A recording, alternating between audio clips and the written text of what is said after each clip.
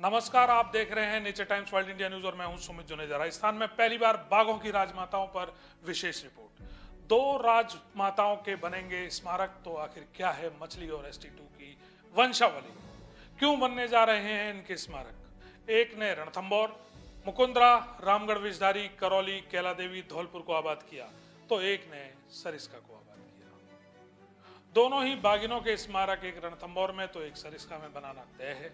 माननीय वन मंत्री जी भी इसकी घोषणा कर चुके हैं और स्मारक बनाने की तैयारियां जोरों पर है। ऐसे में स्मारकों पर दोनों बाघिन की ब्लड लाइन या वंशावली भी लिखी जानी है। इसी को लेकर हमारी एक विशेष रिपोर्ट है जो कई जानकार सूत्रों के आधार पर बनाई गई है। हम आपको बता देना चाहते हैं, हालांकि ये कोई आधिकारिक रिपोर्ट नहीं है, लेकिन जानकार सूत्रों से प्राप्त तथ्यों पर आधारित है।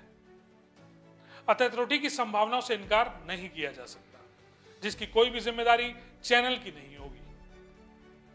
तो आइए हम बात करते हैं राजमाताओं की। T16, T16 उर्फ मछली दुनिया की एकमात्र मोस्ट फोटोग्राफ्ड टाइग्रेस थी, जो खुद अपने आप में एक सेलिब्रिटी थी। हालांकि इससे पहले एक और मछली थी जो इसकी माँ थी, और इसकी माँ की माँ कौन थी ये शायद बहुत ही कम लोगों को जानकारी है। रणथंभौर के वरिष्ठ गाइड शाकिर अली बताते हैं, एक पद्मिनी नाम की बाघिन थी और उसकी बेटी नून हुई। फिर नून की बेटी नूरजहां, नूरजहां की बेटी मछली वन, और मछली वन की बेटी T16 और मछली 2 कहलाई, जिसका स्मारक रणथंभौर में बनाया जा रहा है। अब शुरू होती है मछली 2 की संतानें। 1997 में पैदा हुई। मछली ने 2016 तक अपने जीवन काल में कुल 5 बार बच्चों को जन्म दिया, जिसमें से एक इसका तीसरा लिटर लालघाट एरिया में मर गया था। इसकी मेटिंग एक्समेल, T2, बंबूराम, नेकेयर आदि के साथ बताई जाती है। वहीं इसके पहले लिटर से 2 मेल टाइगर हुए, ब्रोकन टेल और स्लॉन्ट ईयर। कुछ समय बाद ब्रोकन टेल की मुकुंदरा में ट्रेन एक्सीडेंट में मौत हो गई। इसके बाद मछली के सेकेंड लिटर में से एक मेल T20 झुमरू और एक फीमेल झुमरी हुए। इसका थर्ड लिटर लालघाट एरिया में मर गया। इसके बाद 2005 में इसका चौथा लिटर हुआ। इस दौरान बाघों को फिर से नया टैग नेम भी दिया गया था, जिसमें एक फीमेल T1 उर्फ रानी उर्फ बबली, जो बाद में जाकर सरिस्का में ST2 कहलाई, और एक मेल T3 उर्फ बहादुर।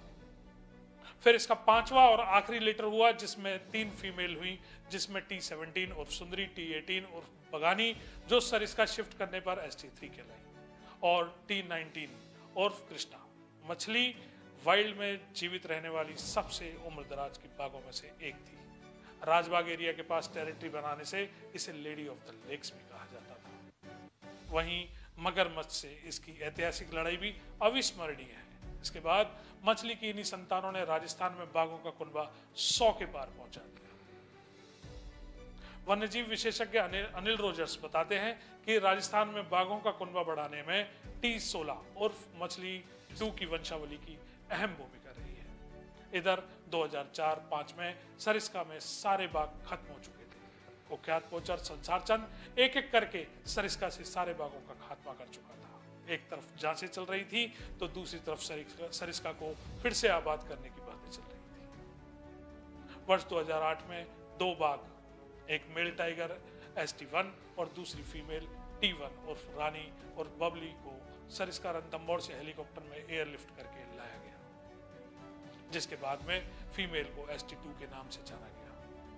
सरिस्का में अत्यधिक मानव जनित दबाव के कारण यहाँ बाघों को आने वाले समय में ब्रीड करने में समस्या आने वाली थी, जिसकी आशंका वन्यजीव मामलों के जानकारों ने पहले ही दे दी थी। ऐसे में एक जोड़ा यहाँ था जिसे सरिस्का को आबाद करना था।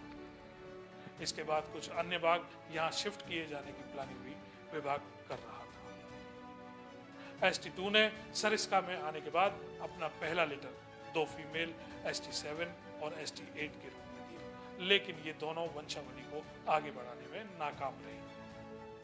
इसके बाद ST2 ने दूसरा लिटर ST13 मेल और ST14 फीमेल के रूप में दिया। वहीं सरिस्का का पहला बाघ ST1 भी जहर देकर मारा जा चुका था। आने वाले समय में विभाग सरिस्का में बाघों के सीरीज ऑफ री इंट्रोडक्शन की प्लानिंग कर रहा था, जिसमें कई बाघों को रणथंभौर से सरिस्का लाकर छोड़ा जाना था और इसी कड़ी में कई बाघों को रणथंभौर से सरिस्का लाकर छोड़ा भी गया ताकि सरिस्का एक बार पटरी पर फिर से चल पड़े। धीरे धीरे गांवों का रिलोकेशन हुआ और बाघों पर प्रेशर कम हुआ, जिससे बाघों के स्ट्रेस लेवल में सुधार होने के साथ साथ ब्रीडिंग की संभावनाएं बढ़ने लगी। लेकिन रणथंभौर और सरिस्का दोनों में एक ही मछली 2 का जीन पूल होने से इनब्रीडिंग की समस्या का खतरा भी बढ़ रहा था। इसके बाद सरिस्का में ST13 मेल और ST12 फीमेल से ST19, 20, 21 उर्फ युवराज हुए, वहीं 19 के फिलहाल इंशा हो गए। इसी जोड़े से ST23, 24 और 25 भी हुए। ST24 फिलहाल सरिस्का से बाहर जयपुर के जम्बारामगढ़ वाइल्ड लाइफ सेंचुरी में अपना ठिकाना बना चुका है। वहीं ST13 मेल और ST10 फीमेल ST22 का जन्म हुआ। इधर ST14 फीमेल से ST17 फीमेल और ST18 मेल का जन्म हुआ, तो 17 फीमेल से फिर 2 मेल 2303 और 2304 का जन्म हुआ, जिनमें से 2303 सरिस्का से बाहर निकलकर राजस्थान की सीमा लांग हरियाणा में जा पहुंचा था। फिलहाल इसका मूवमेंट वापस राजस्थान के सरिस्का में बताया जा रहा है। ST14 के पास भी अभी 2 शावक हैं। इसके साथ ही ST14 से ST26, 27 और 28 बाघ पैदा हुए, जिससे सरिस्का में बाघों का कुनबा बढ़ता चला गया। फिलहाल सरिस्का में वयस्क और शावकों को मिलाकर कुल 31 बाघ हैं। ST2 उम्र के पड़ाव में कैप्टिविटी में सबसे लंबी उम्र तक 2005 से 2024 तक जिंदा रहने वाली रिकॉर्ड होल्डर बाघिन हुई। तो इस प्रकार से थी राजस्थान के 2 प्रमुख टाइगर रिजर्व रणथंभौर और सरिस्का में इन बाघों की राजमाताओं की वंशावली, जिन्होंने राजस्थान में बाघों का कुनबा आगे बढ़ाया।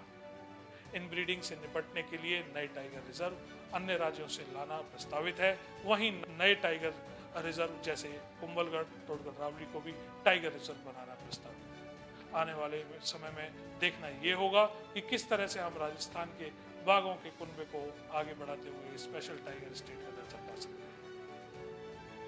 क्या परफेक्ट मॉनिटरिंग और टाइगर कंजर्वेशन प्लान को कारगर रूप से कागजों से बाहर निकालकर जमीनी स्तर पर इंप्लीमेंट कर पाएंगे?